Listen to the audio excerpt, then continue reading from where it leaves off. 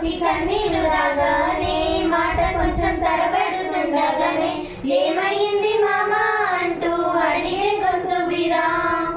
నీతో ఉంటే నవ్వుతూ ఉంటారా, నువ్వుంటేనే మనమని అంటావురా.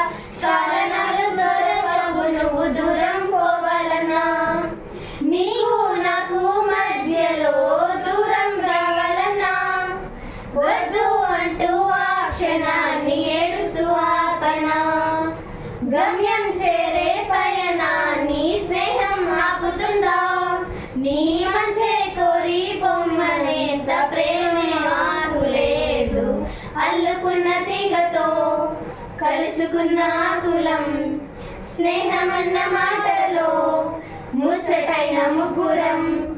అందమైన జీవితం పంచుకున్న దోస్తులం, బాధలని తేలిన బెదిరిపోని మిత్రులం.